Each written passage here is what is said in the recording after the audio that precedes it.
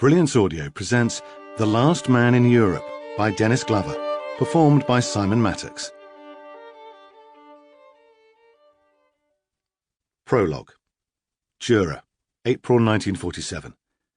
It was his third day back on the island, but the first he'd managed to get out of bed. He knew what he had to do: transfer to paper the ceaseless, grinding monologue that had been working through his mind since... when? His days at the BBC? The betrayal in Barcelona? The discovery of the proles in Wigan? Those glorious summers of his youth? Prep school and H.G. Wells? He couldn't remember. Perhaps the obsession had always been with him. The view from his desk was desolate. The ground sodden and grassless, and the early spring flowers already spent. The late frosts and rains had played havoc with the place. He could see a dead calf in the next field, which meant rats. He roused himself and sat up straighter. Almost absent-mindedly he typed I at the top of the page. He glanced at his watch. It was midday of the first day of double summertime, meaning it was actually 12 plus 1, or 11 plus 2, depending on how you looked at it. What with the bolshiness of the islanders towards such matters, no one here could ever agree what time it really was.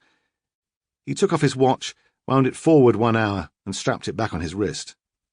To mark the paper was the decisive act. He'd got somewhere the previous summer, but only with incidental parts, like Goldstein's secret book, and they'd all have to be redone. Now he faced the hard part: the story. A clergyman's daughter, and keep the aspidistra flying, he had opened with the ringing of clocks, and coming up for air with George Bowling nipping out of bed. It was an easy way in, perhaps too easy, but he could get it right in the next draft.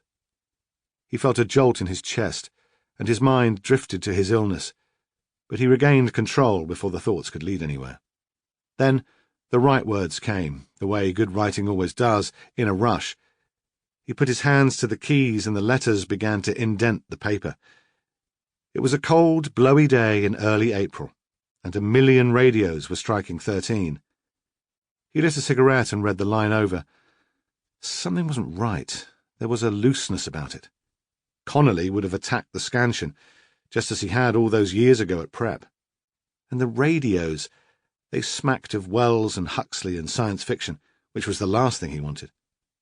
He picked up his pen and began amending. Satisfied, he read it back again. It was a bright, cold day in April, and the clocks were striking 13. There was no turning back now. Part 1. 1. Book Lovers' Corner, Hampstead, March 1935. He had reached that age when the future ceases to be a rosy blur and becomes actual and menacing. It was a good sentence, and he set the pen down next to his notebook. Menacing. Yes, this was going to be his best novel so far, although sadly it was drawn directly from life, his own. It was about a failing poet, Gordon Comstock, in his early 30s, working in a dusty bookshop and living alone in an attic bedsit, halfway to the workhouse already. Good prose, he believed, should be like a window pane, but in this case it would have to be a mirror. He had expected becoming a published author to improve his life in noticeable ways, but little had really changed, except his name, from Eric Blair to George Orwell, after the river in Suffolk where he'd fished as a boy. As he had done from childhood, he still wrote all the time, even when at work in the bookshop, where he was allowed to scribble as long as there were no customers to serve or new stock to shelve. It seemed the only time he wasn't writing was when he was asleep, and even then he suspected his mind was secretly working on some book or essay or poem that only revealed itself later. Despite all this hard work, despite years of tramping, policing the empire, and washing greasy plates to write about things that should have mattered, he had less money than ever. His appearance, even he could see, had the unmistakable signs of failure.